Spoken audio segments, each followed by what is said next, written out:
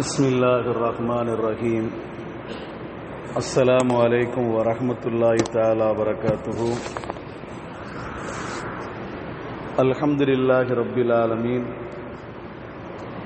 Wassalatu wassalamu ala rasulihi khatamin nabiyyin wa alihi tayyibin wa sahabi tahirin wa man tabi'ahum bi ihsani ila yaumiddin. Inna astaqal hadithi kitabullah wa khairal hadi hadi Muhammadin sallallahu alaihi wasallam wa sharral umuri muhdathatuha wa kullu muhdathatin bid'ah wa kullu bid'atin dalalah wa kullu dalalatin finnar. Kalimatani khafifatani ala lisani thaqilatani fil mizani habibatani ila rahmani subhanallahi wa bihamdihi subhanallahil azim. சர்வ புகழும் புகழ்ச்சியும் அல்லாஹ் ஒருவனுக்கே உரித்தாகட்டுமாக. இறைவனின் சாந்தியும் சமாதானமும் கண்மணி நாயகம் ரசூலுல்லாஹி ஸல்லல்லாஹு அலைஹி வஸல்லம் அவர்கள் மீதும், அன்னாரை பின்பற்றி வாழ்ந்த சத்திய சஹாபாக்கள், தாபீன்கள், தபா தாபீன்கள், வலிமார்கள், நாதாக்கள், சுஹதாக்கள், சிறப்புமிகு பெருமானார் ஸல்லல்லாஹு அலைஹி வஸல்லம் அவருடைய குடும்பத்தினர்கள் மற்றும் நம் அனைவர்கள் மீதும் என்றென்றும் குன்றாமல் குறையாமல் நின்று நிலவட்டுமாக. உயிருக்கு உயிரான உயிரினும் மேலான ஹஜ்ரத் முத்து முகமது ஸல்லல்லாஹு அலைஹி வஸல்லம் அவர்களை கனவிலும் நனவிலும் தரிசிக்கக்கூடிய பாக்கியத்தினையும், மறுமையில் அவருடைய ஷஃபாத்தை பெறக்கூடிய அரும்பெரும் நசீபையும் வாய்ப்பினையும் வல்ல ரஹ்மான் நம் அனைவருக்கும் தந்தல் புரிவானாக. ஆமீன் ஆமீன் யா ரப்பல் ஆலமீன வல்ஹம்துலில்லாஹி ரப்பில் ஆலமீன். காலல்லாஹு சுப்ஹானஹு வ தஆலா ஃபில் குர்ஆன் அதீம், அல்லதீன ஆத்தைனாஹுல் கிதாப யஅரிஃபூனஹு கமா யஅரிஃபூன அப்னாஅஹும். ஸதகல்லாஹுல் அலீல் அதீம். கண்ணியத்திற்குரிய அல்லாஹ் நல்லடியார்களே, ஒரு புனிதமான மாதம் நம்மை வந்தடைவதற்கு தயாராக இருந்து கொண்டிருக்கிறது. ரபியுல் அவ்வல் என்ற மாதம், வசந்தங்கள் வீசக்கூடிய ஒரு மாதம். கண்மணி முத்து முகமது ஸல்லல்லாஹு அலைஹி வஸல்லம் அவர்கள் இந்த உலகத்தில் பிறந்த மாதம். இன்னும் ஒரு சில நாட்களில், சரியாக சொல்ல போனால் புதன்கிழமை அன்றைக்கு இரவு அல்லது வியாழக்கிழமை அன்றைய இரவு, இந்த ரெண்டுல ஏதாச்சும் ஒரு நாள் பிறக்க இருக்கிறது இன்ஷா அல்லாஹ். அந்த பிறக்கிற பொழுது நான் எல்லா ஊர்லேயும் சரி, எல்லா பள்ளிவாசலும் மௌலித் ஷரீஃப் ஓதப்படும். அந்த அடிப்படையில் காலங்காலமாக நம்முடைய பள்ளியில் தொன்று தொட்டு மௌலித் ஷரீஃப் 12 நாட்கள் ஓதப்படுகிறது. அதன் அடிப்படையில் இன்ஷா அல்லாஹ் வருகின்ற புதன்கிழமை மக்ரிப் பிறகு இல்லைனா வியாழக்கிழமை மக்ரிப் பிறகு மௌலித் ஷரீஃப் ஓதப்படும். கண்மணி முத்து முகமது ஸல்லல்லாஹு அலைஹி வஸல்லம் அவர்கள் இந்த உலகத்தில் பிறந்த மாதம் இந்த ரபியுல் அவ்வல் மாதம். எல்லா வேத நூல்களிலும் நபிகள் நாயகம் ஸல்லல்லாஹு அலைஹி வஸல்லம் அவர்களோட வருகையை பற்றி பேசப்பட்டிருக்கிறது. அல்லாஹ் குர்ஆன்ல ஒரு செய்தியை சொல்வான், அல்லதீன யத்தபியூன ரசூலன் நபியல் உம்மி அல்லதி யஜிதூனஹு மக்தூபன் ஃபித் தௌராத்தி வல் இன்ஜீல். அவர்கள் எழுத படிக்க தெரியாத அந்த நபியை பின்பற்றுகிறார்கள். அவர்கள் எழுத படிக்க தெரியாத அந்த நபியை பின்பற்றுகிறார்கள். காரணம் என்ன தெரியுமா? யஜிதூனஹு மக்தூபன் இந்தஹும் ஃபித் தௌராத்தி வல் இன்ஜீல். அவர்கள் தங்களுக்கு மத்தியில் இருக்கின்ற இன்ஜீலையும் தௌராத்திலையும் அந்த நபியை பற்றி எழுதப்பட்டிருக்கிற காரணத்தினால் அதை பின்பற்றுகிறார்கள். நபிகள் நாயகம் ஸல்லல்லாஹு அலைஹி வஸல்லம் அவர்களை வேதங்கள் படித்த அந்த மனிதர்கள் ரசூலை பின்பற்றினார்கள். ரசூலுல்லாஹி ஸல்லல்லாஹு அலைஹி வஸல்லம் அவர்கள் இந்த உலகத்தில் பிறந்த உடனே அவர்களுக்கு நுபுவத்து கொடுக்கப்பட்ட பிறகு எத்தனையோ வேதக்காரர்கள், யூத அறிஞர்கள், கிறிஸ்தவ அறிஞர்கள் கண்மணி முத்து முகமது ஸல்லல்லாஹு அலைஹி வஸல்லம் அவர்களை பின்பற்றி நடந்தார்கள். காரணம் என்ன தெரியுமா? அவர்கள் தௌராத்தில் ரசூலை படித்திருக்கின்றார்கள், அவர்கள் இன்ஜீலையும் ரசூலை பற்றி எழுதப்பட்டிருக்கு அதை படித்திருக்கிறார்கள். அதனால உண்மையான யூதர்கள், உண்மையான நசராணிகள் ரசூல் வந்த பிறகு, அந்த ரசூல் அந்த நுபுவத்தை கொண்டு இந்த உலகத்துக்கு வந்த பிறகு அந்த ரசூலை பின்பற்றினார்கள். காரணம், இன்ஜீலையும் தௌராத்தில் ரசூலை பற்றி பேசப்பட்டிருக்கிறது. அப்ப அந்த வேத நூல்களில் கண்மணி முத்து முகமது ஸல்லல்லாஹு அலைஹி வஸல்லம் அவருடைய வருகை பற்றி பேசப்பட்டிருக்கிறது. எல்லா வேத நூல்களும் ரசூலை பற்றி பேசப்பட்டோம். ஹஜ்ரத் ஈசா அலைஹிஸ்ஸலாத்து வஸ்ஸலாம் அவர்கள் தங்களை பற்றி அறிமுகம் செய்வார்கள் அந்த மக்களுக்கு. பனி இஸ்ரவேலருக்கு தங்களை பற்றி ஒரு அறிவிப்பு செய்வார்கள். எப்படி செய்வார் தெரியுமா?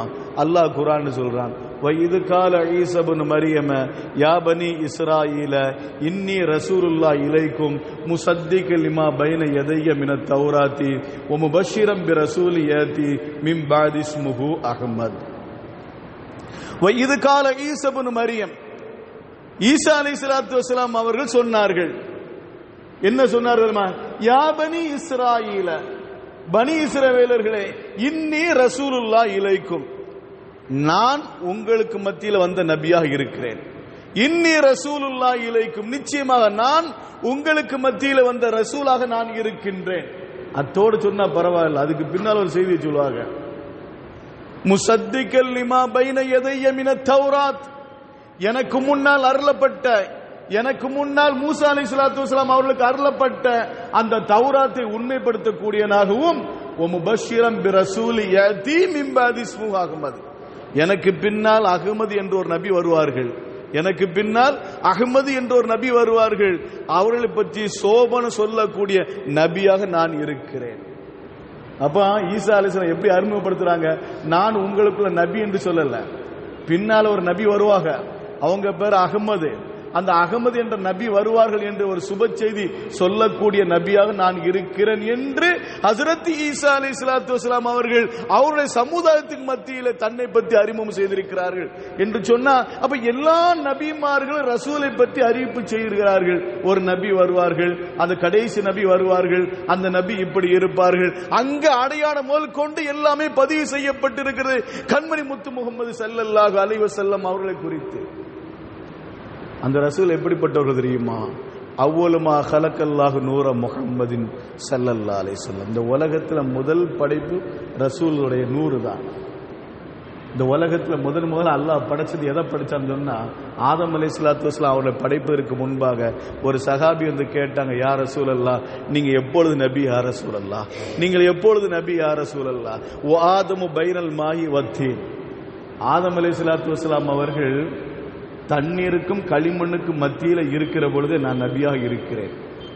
ஆதமு பைனல் மாயி வத்தீன், இன்னும் குலைக்கல, மண்ணை கொண்டு குலைக்கல, தண்ணி ஊத்து குலைக்கல, மண் ஒரு பக்கம் இருக்குது, தண்ணி ஒரு பக்கம் இருக்கிறது, அந்த ரெண்டு குலைப்பதற்கு முன்னாக நான் நபியாக இருக்கிறேன் என்கிறார்கள் கண்மணி முத்து முகமது ஸல்லல்லாஹு அலைஹி வஸல்லம். அதனால தான் நபிகள் நாயகம் ஸல்லல்லாஹு அலைஹி இப்படி சொன்னார்கள், அவ்வலுமா ஹலக்கல்லாஹு நூர முஹம்மதின், அல்லாஹ் படைச்சது முதல்ல படைச்சது, படைப்பில் ஆக முதல் சிறந்தது எதுன்னு சொன்னா முதன்மையானது முகமது ஸல்லல்லாஹு அலைஹி வஸல்லம் ஒளி என்று சொன்னார்கள். அருமையானவர்களே, அப்ப நபிகள் நாயகம் ஸல்லல்லாஹு அலைஹி வஸல்லம் அவர்கள் அவ்வல் நபி ஆகிர் நபி, அவ்வல் நபி ஆகிர் நபி, முந்திய நபியும் அவர்கள் தான், பிந்திய நபியும் அவர்கள் தான். ஹஜ்ரத் முத்து முகமது ஸல்லல்லாஹு அலைஹி வஸல்லம் அவர்கள் கிபி 20/4/571 பிறந்தாங்க. 20/4/571 திங்கக்கிழமையில ரசூலுல்லாஹி ஸல்லல்லாஹு அலைஹி வஸல்லம் அதிகாலை 5:30 மணி அளவில் பிறந்தார்கள். யானை ஆண்டு நடந்த 50வது நாள். ஆபிரகாம் காபாவை இடிப்பதற்காண்டி வருகின்றானா இல்லையா, படையோட வந்தான். அந்த பறவை அபாபில் என்ற பறவையை கொண்டு அல்லாஹ் தஆலா அழித்தான். இந்த நிகழ்வு நடந்த 50வது நாள்ல ரசூலுல்லாஹி ஸல்லல்லாஹு அலைஹி வஸல்லம் அவர் பிறக்கிறார்கள். இன்னும் சொல்லப்போனா குறிப்பில் சொல்லப்படுகிறது, அந்த நிகழ்வு நடந்த பிறகு எந்த ஒரு குழந்தை பிறந்ததில்லை. யானை ஆண்டு நடந்த பிறகு எந்த குழந்தை பிறந்ததில்லை. முதலாக பிறக்கிற குழந்தை கண்மணி முத்து முகமது ஸல்லல்லாஹு அலைஹி வஸல்லம் அவர்கள் தான் முதல் குழந்தை அந்த மக்காவில் பிறக்கிறது. யானை ஆண்டு நிகழ்ந்த நடவுக்கு பிறகு நபிகள் நாயகம் ஸல்லல்லாஹு அலைஹி வஸல்லம் அவர்கள் பிறப்பு எப்படி இருக்கு தெரியுமா? எல்லா நபிமாருடைய பிறப்பும் ஒரு விதமாக இருக்கும். எல்லா நபியும் நம்ம பிறக்கிற மாதிரி அந்த யோனி துவாரத்தின் வழியாக நபிமார்கள் பிறப்பதில்லை. அஜாயிபு என்ற ஒரு கித்தாபு, அதாவது ஆச்சரியங்கள் நிறைந்த ஒரு கித்தாபு என்ற ஒரு கித்தாபு உண்டு. அஜாயிபுல் குப்ரா என்று சொல்வார்கள். இன்னும் சில கித்தாபுல சொல்லப்பட்டிருக்குது, எல்லா நபிமார்களும் தொப்புகளுக்கு கீழ் இருந்து பிறப்பார்கள். யோனி துவாரத்தின் வழியாக பிறக்க மாட்டார்கள், தொப்புளுக்கு கீழிருந்து பிறப்பார்கள். கண்மணி முத்து முகமது ஸல்லல்லாஹு அலைஹி வஸல்லம் அவர்கள் இடது விலாப்புறத்துக்கு மேல இருந்து கீழே இருந்து பிறந்தார்கள். இடது பக்கத்திலிருந்து விலாப்புறத்திலிருந்து ரசூலுல்லாஹ் பிறந்தார்கள் என்ற ஒரு குறிப்பு சொல்வார்கள். அப்போ அதிசயமான பிறப்பு ரசூலுடைய பிறப்பு. நபிமாருடைய பிறப்பும் அதிசயமான பிறப்பு தான். மற்ற மனிதர்களை போன்று வழியால நபிகள் எல்லா நபிமாரும் பிறந்தது இல்லை. அது வித்தியாசமாக முறையில் பிறப்பார்கள். ரசூலுல்லாஹ் அந்த பிறப்பிலிருந்து வித்தியாசமாக இடது புறத்திலிருந்து விழாவிலிருந்து பிறந்தார்கள் என்ற ஒரு குறிப்பு உண்டு. அவர்கள் பிறந்தவுடன் அந்த இடம் அப்படியே மூடி போனது. அதனால்தான் இப்பொழுது நுஃபஸா என்று சொல்வார்கள். அரபுல பெண்களுக்கு 2 விதமான தீட்டு உண்டு. மாதாந்திர தீட்டு ஒன்று உண்டு, நுஃபஸா என்று சொல்வார்கள். அதாவது பேர்கால தீட்டு என்று சொல்வார். 2 விதமான தீட்டு. கண்மணி முத்து முகம்மது ஸல்லல்லாஹு அலைஹி வஸல்லம் அவர்களை பெற்றெடுக்கின்ற பொழுது அன்னை ஆமினா அம்மாவுக்கு பேர்கால தீட்டு ஏற்படவில்லை. பேர்கால தீட்டு அவர்களுக்கு ஏற்படவில்லை. அவர்கள் சுத்தமாகத்தான் இருந்தார்கள். இது அதிசயமான ஒரு பிரச்சனை, அதிசயமான ஒரு விஷயங்கள். ஹஜ்ரத் முத்து முகம்மது ஸல்லல்லாஹு அலைஹி வஸல்லம் அவர்களை சுமக்கிற பொழுது மற்ற பெண்களுக்கு ஒரு வலி ஏற்படும், பிரசவ வலி ஏற்படும், அல்லது உடம்புல ஒரு விதமான ஒரு சுமை ஏற்படும், அதாவது சாப்பிட்டு அப்படி எருக்களிக்கக்கூடிய ஒரு சூழ்நிலை வரும். இந்த எந்த பிரச்சனையும் ஹஜ்ரத் அன்னை ஆமினா அவர்களுக்கு இல்லை. அவர்கள் மற்ற பெண்களைப் போல அவர்கள் கஷ்டப்படவில்லை.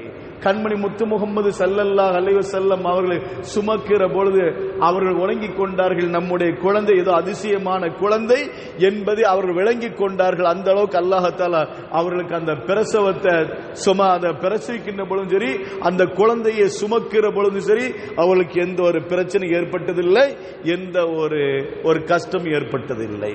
அவர்கள் பிறந்தார்கள். பிறந்த பிறகு ஒரு 3 அதிசயம். கண்மணி முத்து முகமது ஸல்லல்லாஹு அலைஹி வஸல்லம் பிறக்கிற பொழுது 3 அதிசயம்.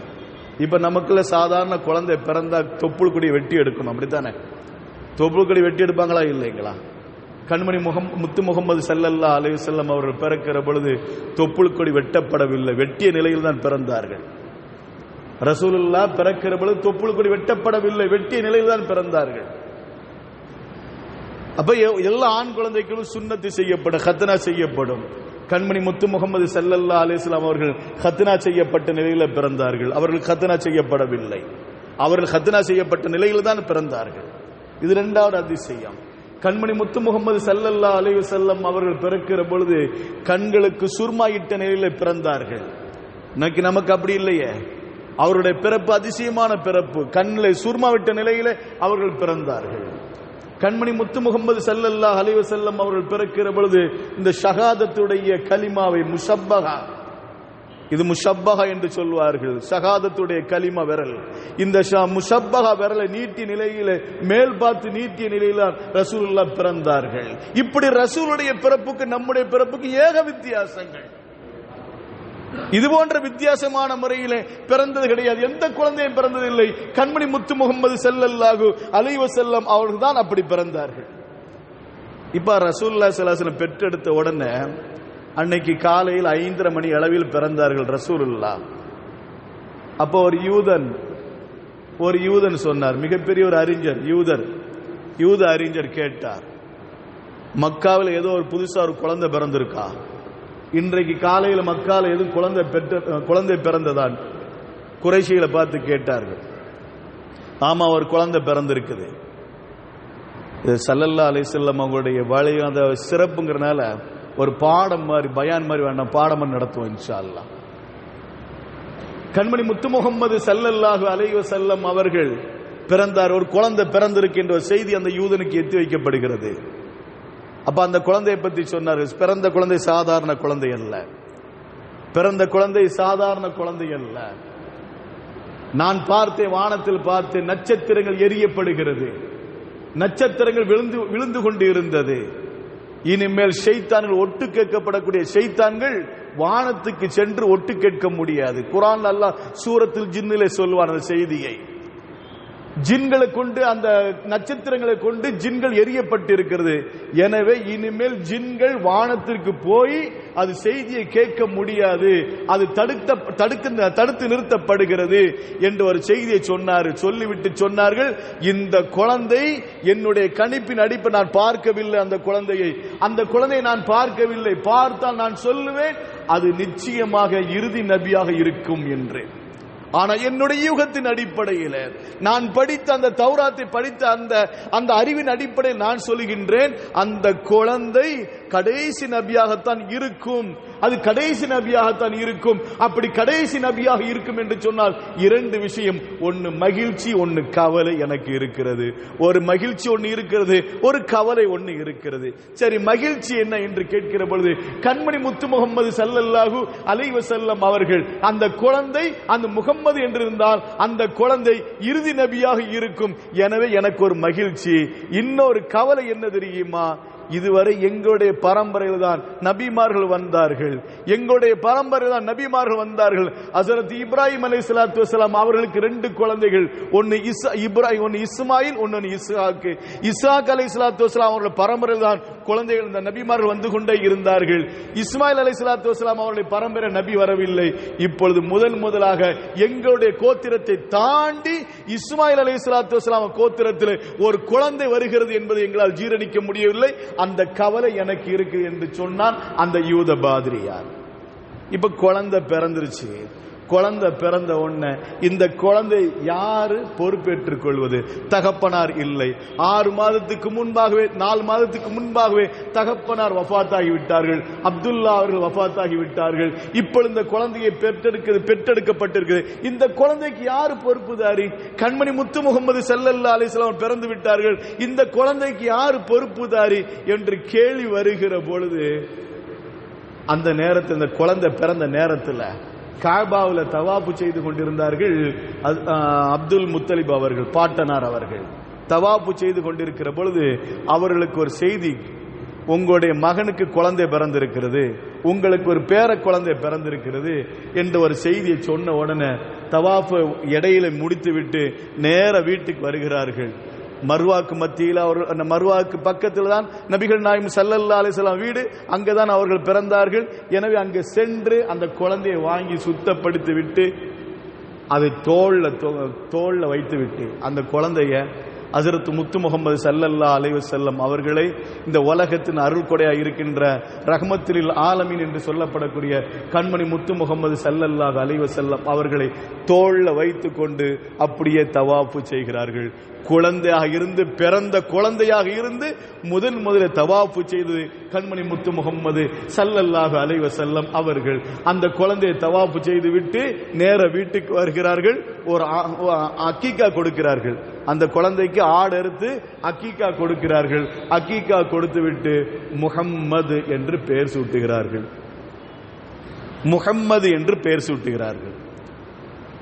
அப்போ அங்க இருக்கின்ற மக்கள் எல்லாம், பெரும்பெரும் தலைவர்கள், அந்த அரபுல இருக்கின்ற பெரும்பெரும் தலைவர்கள் எல்லாம் கேட்கிறார்கள், முகம்மது என்று வித்தியாசமா நீங்க பேர் வச்சிருக்க, என்ன காரணம்? அதாவது நம்முடைய குழந்தை பிறந்துச்சுன்னா தகப்பனாருடைய பேரை வைப்பாங்க, அல்ல பாட்டனாருடைய பேரை வைப்பாங்க. இன்னைக்கு நம்ம பழக்கம் இருக்கா இல்லைங்களா? ஒரு பேரப்புள்ள பிறந்துச்சுன்னா நம்ம தகப்பனாருடைய பேரை வைப்போம். அல்ல நமக்கு ஒரு குழந்தை பிறந்துச்சு நம்ம தகப்பனாருடைய பேர் வைக்கக்கூடிய உண்டு. இப்பெல்லாம் மாறி போச்சு. உங்க தகப்பனார் வேணாம், என் தகப்பனார் வேணாம், பெட்ல உட்காந்து நெட்டை பார்த்து ஒரு பேர் வைக்கிறது. அது என்ன பேருன்னு தெரியாது, ஒரு பேர் வச்சு விட்டுறது. நம்ம சீதைகள் இப்ப அப்படி மாறிட்டாங்க. சரிங்களா? அது வாயில நுழையாத பேரு. அந்த பேரை வச்சு இது என்ன அர்த்தம் கேட்டுவாங்க அஜித்திட்ட. அது ஏல ஆரம்பிக்கணும் அஜித்து, அல்ல பீல ஆரம்பிக்கணும், அந்த மாதிரி பேரை சொல்லுங்க. இப்படிலாம் நம்மகிட்ட சொல்லி விடுறாங்களா இல்லைங்களா? எங்க வீட்டுக்காரு பேரு ஏல ஆரம்பிக்குது, என் பேரு ஏல ஆரம்பிக்குது, எனக்கு பிறந்த குழந்தை ஏல ஒரு பேர் வர மாதிரி சொல்லுங்களா அடிக்கிறாங்க. அப்ப இப்படிலாம் வருது. சரி, ஹைர் அல்ஹம்து, அதை பத்தி பேசுவாங்க, இன்னொரு நாள் பச்சுக்கிறோம் அது இன்ஷா அல்லாஹ். ஹைர். இப்போ கண்மணி முத்து முகமது ஸல்லல்லாஹு அலைஹி வஸல்லம் அவர்களுக்கு முகம்மது என்று பெயர் சூட்டப்பட்டு விட்டது. இப்ப அந்த அப்துல் முத்தலிப் கேட்கிறாங்க, முகம்மது என்று நீங்க எப்படி பேர் வைக்கலாம்? உங்களுடைய தகப்பனாருடைய பரம்பரை முகம்மதும் கிடையாது, உங்களோட பாட்டனாருக்கு மேல யாருக்கு முகம்மதும் கிடையாது. அப்படி இருக்கிற பொழுது முகம்மது என்று பெயர் விட்டிருக்கிற என்ன காரணம்? இன்னொன்னு ஒண்ணு விளங்கிக்கணும். ஸல்லல்லாஹு அலைஹி வஸல்லம் அவர்களுக்கு முகம்மது என்று பெயர் சூட்டுகின்ற வரை உலகத்தில் யாருக்கும் முகம்மது என்று கிடையாது. அதுவரை முகம்மது என்ற பெயர் யாருக்கும் கிடையாது. அதுக்கு முன்னால் யாருக்கும் வைத்தது கிடையாது. அந்த காலகட்டத்தில் யாருக்கும் முகம்மது என்ற பெயரே கிடையாது. புதுசாக இருக்கிற முகம்மது என்று, புதிய பெயர் முகம்மது என்று பெயர் சூட்டப்பட்டிருக்கிறது. அதனால்தான் ஆச்சரியப்பட்டு கேட்டாங்க, முகம்மது என்று பெயர் வச்சு என்ன காரணம்? அப்துல் முத்தலிப் அவர்கள் சொல்வார்கள், இதற்கு ஒரு பின்னணி ஒன்று உண்டு. நான் தூங்கிக் கொண்டிருந்தேன், தூக்கத்தில் எனக்கு ஒரு கனவு வந்தது. அந்த கனவில் ஒரு மரம், அந்த மரத்தை பிடித்து அனைவருமே தொங்கிக் கொண்டிருக்கிறார்கள். அந்த மரத்தை பிடித்து அனைவருமே தொங்கிக் கொண்டிருக்கிறார்கள். இது மாதிரி ஒரு கனவு கண்டது. இந்த கனவுக்கு விளக்கம் கேட்கிற பொழுது அந்த விளக்கம் கொடுக்கக்கூடிய சொன்னார்கள், உங்களுக்கு ஒரு பேர குழந்தை பிறப்பார், அந்த பேர குழந்தையை எல்லோருமே பின்பற்றி நடப்பார்கள். உலகத்தில் எல்லா மக்களும், உலகத்தில் எல்லா இடத்திலும் உள்ளவர்கள் அவர்களை பின்பற்றி நடப்பார்கள். வானத்தில் உள்ளவர்களும் புகழப்படுவார்கள், பூமியில உள்ளவர்களும் புகழப்படுவார்கள் என்ற ஒரு செய்தியை சொன்ன உடனே முஹம்மது புகழப்படக்கூடியவர் என்ற ஒரு பெயர் சூட்டி விட்டேன் என்று சொன்னார்கள். அப்ப முஹம்மது ஸல்லல்லாஹு அலைஹி வஸல்லம் அவர்களுக்கு முஹம்மது என்று பெயர் சூட்டப்பட்டது. காரணம் இதுதான் பின்னணி. இப்ப அந்த முஹம்மது என்று பெயர் சூட்டப்பட்டது ஒரு பொக்கிஷம், மாபெரும் பொக்கிஷம். முதல்ல பால் கொடுக்கணுமா இல்லைங்களா? குழந்தைக்கு தாய் பால் கொடுக்கணுமா இல்லைங்களா? கண்மணி முத்து முகமது ஸல்லல்லாஹு அலைஹி வஸல்லம் குழந்தையாக இருக்கிறாங்க. அவர்களை சுற்றி 4 பெண்கள் உண்டு. வரலாற்று 4 பெண்கள் சொல்வார்கள். ஒன்னு ஐமன் ரலியல்லாஹு தஆலா அன்ஹா அவர்கள், இன்னொன்னு சுவைபா ரலியல்லாஹு தஆலா அன்ஹா அவர்கள், மூன்றாவது ஷிஃபா ரலியல்லாஹு தஆலா அன்ஹா அவர்கள், இன்னொன்னு ஃபாத்திமா ரலியல்லாஹு தஆலா அன்ஹா அவர்கள். ஃபாத்திமாங்கிறது ரசூலுடைய மகள் இல்ல, ஃபாத்திமாங்கிறது உஸ்மான் பின் அபில் ஆஸ் ரலியல்லாஹு தஆலா அன்ஹு அவருடைய தாயார். இந்த 4 பெண்கள் இருக்கிறார்கள். இதுல சுவைபா என்ற பெண்மணி அபூ ஜஹலுடைய அடிமை பெண். சுவைபா இந்த சஹாபியத்தான பெண்ணு ரசூலுல்லாஹி அந்த அபூ ஜஹலுடைய அடிமை பெண்ணாக இருக்கிறாங்க. இப்ப யாருன்னா, ஏற்கனவே சுவைபா என்பவர்களுக்கு ஒரு குழந்தை இருக்குது, ஒரு குழந்தை இருக்கிறது. அவர்களுக்கு இன்னொரு பால்குடி குழந்தை ஒன்று உண்டு, ஹம்சா ரலியல்லாஹு தஆலா அன்ஹு. அவரும் அந்த நேரத்தில் பிறந்திருக்கிறாங்க. ஹம்சா ரலியல்லாஹு அவர்களுக்கு பால் ஊட்டிக்கிட்டு இருக்கிறாங்க அந்த சுவைபா என்ற அடிமை பெண். இப்போ அந்த அடிமை பெண்ணிடம் இருந்தான் பால் சுரக்கிறது. உடனே சுவைபா ரலியல்லாஹு தஆலா அன்ஹா அவர்கள் அந்த குழந்தைக்கு முதலாக பால் கொடுத்தார்கள். கண்மணி முத்து முகமது ஸல்லல்லாஹு அலைஹி வஸல்லம் அவர்கள் முதல்ல குடித்த பால் ஒரு அடிமை பெண்ணுடைய பால். நினைச்சு பார்க்கவே எவ்வளவு ஆச்சரியமா இருக்கிறது, நினைச்சு பார்க்க ஆச்சரியமா இருக்கிறது. இந்த அடிமை பெண் பால் குடித்து விட்டு மறுபடி நேர வாராங்க. அபூ ஜஹல் வந்து சொல்றாங்க, உங்களுடைய சகோதரருக்கு குழந்தை பிறந்திருக்கு, ஆண் குழந்தை பிறந்திருக்கு, முகம்மது என்று பெயர் சூட்டப்பட்டிருக்குது என்று சொன்னோன்னு அபூ ஜஹல் சொன்னான், நீ விடுதலை, அன்தி ஹுர்ரியா, நீ விடுதலை என்று சொன்னான். அபூ ஜஹல் அவர் சந்தோஷத்துல நம்முடைய சகோதரனுக்கு குழந்தை பிறந்து, ஆண் குழந்தை பிறந்திருக்குது என்று கேள்விப்பட்டோன்னு அன்தி ஹுர்ரியா, நீ விடுதலை என்று ஒரு விரலை ஆள் காட்டி விரலை நீட்டி, நீ விடுதலை, இன்று நீ அடிமை கிடையாது, விடுதலை என்று சொன்னான். அதனால்தான் கண்மணி முத்து முகம்மது ஸல்லல்லாஹு அலைஹி வஸல்லம் சொல்வார்கள், எந்த விரலை நீட்டி நீ விடுதலை என்று சொன்னானோ இந்த விரல் இருந்து அபூ ஜஹலுக்கு நரகத்திலிருந்து அந்த ஒரு விரல் இருந்து பால் சுரக்கும் என்றார்கள் கண்மணி முத்து முகம்மது ஸல்லல்லாஹு அலைஹி வஸல்லம். பாருங்க, மாபெரும் பாக்கியம். முதலாக குழந்தைக்கு ரசூலுல்லாஹி ஸல்லல்லாஹு அலைஹி வஸல்லம் அவர்களுக்கு ஒரு அடிமை பெண் குழந்தை என்ன செய்தார்கள், பால் கொடுத்தார்கள். எப்பேற்பட்ட ஒரு குழந்தை, அருளை சுமந்திருக்கின்ற குழந்தை அல்லவா? இந்த அருளை சுமந்திருக்கின்ற குழந்தை, இந்த குழந்தையை பார்க்கிறதுக்காக எத்தனை பேர் துடித்தார்கள். அந்த ரசூலை பார்க்க வேண்டும், அந்த ரசூலை பார்க்க வேண்டும். எவ்வளவு செலவானாலும் பரவாயில்லை, எவ்வளவு கஷ்டப்பட்டாலும் பரவாயில்லை, அந்த ரசூலை பார்க்க வேண்டும். கடைசி நபி, அந்த நபியை நான் பார்க்க வேண்டும்.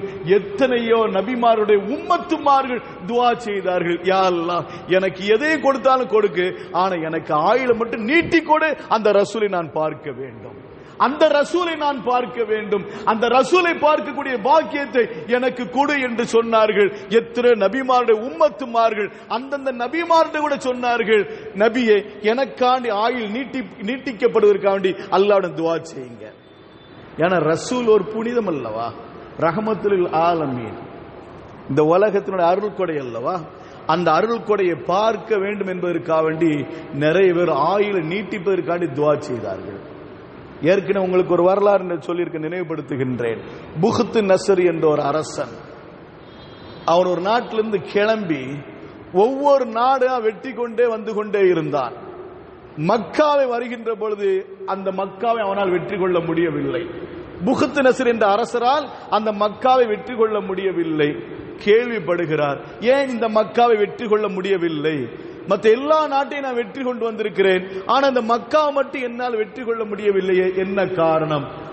அவனோடு சேர்ந்து 400 யூத அறிஞர்கள், அந்த புக்த் நஸரோடு படை வீரர்களோடு சேர்ந்து 400 யூத ஆலிம்கள் வந்தார்கள். அந்த யூத ஆலிம்கள் சொன்னார்கள், இந்த இடத்தில்தான் இறுதி நபி பிறப்பார்கள், முகமது ஸல்லல்லாஹு அலைஹி வஸல்லம் பிறப்பார்கள். எனவே இந்த மக்காவை யாராலும் வெற்றி கொள்ள முடியாது என்று அந்த யூத அறிஞர்கள் 400 யூத அறிஞர்களும் அந்த புக்த் நஸருக்கு சொன்ன உடனே அங்கிருந்து யுத்தம் செய்யாமல் திரும்பி சென்று விட்டார். போற வழியில அவர் மதீனாவுக்கு வருகிறார். அந்த நேரத்தில் அதுக்கு யஸ்ரிப் என்று பெயர். மதீனாவுக்கு அந்த நேரத்தில் யஸ்ரிப் என்று பெயர். அந்த யஸ்ரிப்ல தங்குகிறார். தங்குகிற பொழுது அந்த 400 யூத அறிஞர்களும் அந்த மதீனாவுடைய மண்ணை பார்த்துவிட்டு, அந்த மதீனாவுடைய அந்த மணலை பார்த்துவிட்டு அதுல மோந்து பார்க்கிறார்கள். மோந்து பார்த்துவிட்டு கொஞ்சம் பாக்கெட்ல எடுத்து வச்சுக்கிட்டாங்க. அவங்க ஜுப்பா பாக்கெட்ல கொஞ்சம் எடுத்து வச்சுக்கிட்டாங்க. உடனே சொன்னார்கள், மதீனாவை தாண்டி நம்ம சொந்த ஊருக்கு போகலாம் என்று புக்த் நஸர் சொன்ன நேரத்தில் அந்த 400 யூத அறிஞர்கள் சொன்னார்கள், வேண்டாம், நாங்க இந்த இடத்துல தங்க போகிறோம், இந்த மதீனாவிலே தங்க போகிறோம், இந்த இடத்தை விட்டு நாங்க வருவாரு எங்களுக்கு இல்லை, எங்களுக்காக வேண்டிய அரசரை நீங்க ஒரு காரியத்தை செய்யுங்க, எங்க 400 பேரும் தங்குவதற்கு ஒரு வீட்டை கட்டுங்கள் என்று சொன்ன நேரத்தில் அந்த 400 யூத அறிஞர்களும் தங்குவதற்கு 400 வீடுகள் கட்டப்பட்டது. இன்னொரு வீட்டும் அதிகப்படியாக 401வது வீடும் கட்டப்பட்டது. அந்த 400 யூத அறிஞர் சொன்ன வார்த்தை என்ன தெரியுமா? இந்த இடத்தில் தான் அந்த ரசூல் மக்காவிலிருந்து மதீனாவுக்கு ஹிஜ்ரத் செய்து வருவார்கள். மக்காவிலிருந்து மதீனாவுக்கு ஹிஜ்ரத் செய்து வருவார்கள். அந்த ரசூலை நாங்கள் பார்க்க வேண்டும். மதீனாவுக்கு தானே வரணும், மதீனாவில் அந்த ரசூலை நாங்கள் பார்த்து விடுகிறோம் என்று சொல்லி அந்த 400 அறிஞர்களும் சொந்த ஊருக்கு போகல, மனைவி மக்களை பார்க்கல, பேர பிள்ளைகளை பார்க்க விரும்பல, ரசூலை பார்க்க வேண்டும், கடைசி நபியை பார்க்க வேண்டும். அதனால் நாங்கள் இங்கே மதீனாவில் தங்குகிறோம் என்று சொல்லி 400 யூத அறிஞர்களுக்கும் அங்கு 400 வீடுகள் கட்டப்பட்டது. அங்கே தங்கினார்கள். ஆனால் அவர் ஜீவித்திருக்கின்ற காலம் வரை அந்த ரசூல் வரவில்லை. அவர் ஜீவித்திருக்கின்ற காலம் வரை வரவில்லை. அதற்கு பிறகு அவருடைய பிள்ளைகள் வந்தார்கள். இப்படியே 1000 ஆண்டுகள் உருண்டோடியது. அதற்கு பிறகுதான் ரசூல் பிறந்தார்கள்.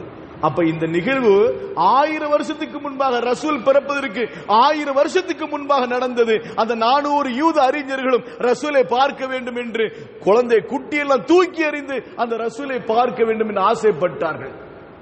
இப்படி வரலாற்று நிறைய செய்திகள் உண்டு.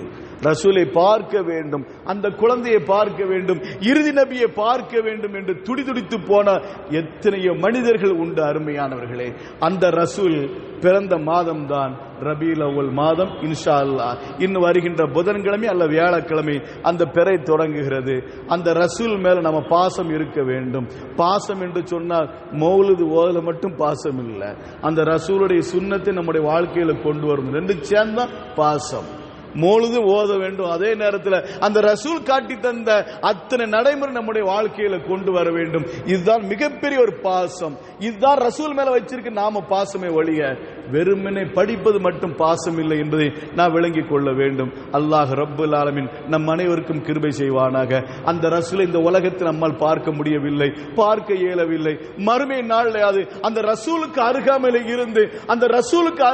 இருந்து ஹவுலுல் கௌசர் என்ற தடாகத்திலிருந்து அந்த ரசூலுடைய கரங்களால் நமக்கு தண்ணீர் அருந்தக்கூடிய நசீபை அல்லாஹ் நம் அனைவருக்கும் தந்தல் புரிவானாக. கண்மணி முத்து முகமது ஸல்லல்லாஹு அலைஹி வஸல்லம் அவர்களோட சொர்க்கத்திலே ஒன்றாக இருக்கக்கூடிய நசீபை தந்தல் புரிவாராக.